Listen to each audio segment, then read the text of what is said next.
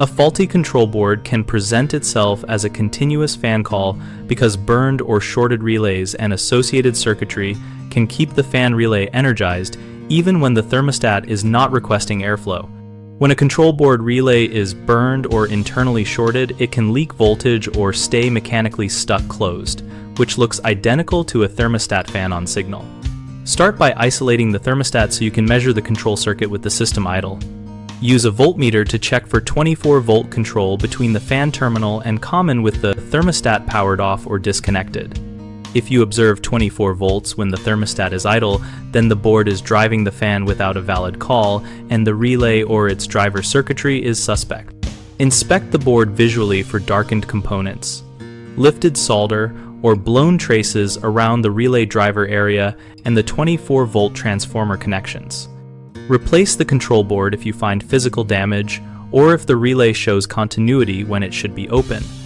If replacement is not immediately available, temporarily isolating the relay output will prevent the fan from running while you source the part. Also confirm the thermostat wiring and configuration by testing continuity on the thermostat lead under expected idle conditions, and by substituting a known good thermostat to rule out a stuck control signal from the thermostat itself. 3 common mistakes are assuming the thermostat is always the culprit, replacing the thermostat without testing the control board, and ignoring intermittent faults that only appear after heat. Thinking the thermostat is at fault leads to unnecessary replacements, so test for 24-volt presence at the board with the thermostat disconnected before buying a new thermostat. Swapping parts without proper measurement can mask a board issue, so always confirm whether the fan lead is energized at the source before installing a replacement control or relay.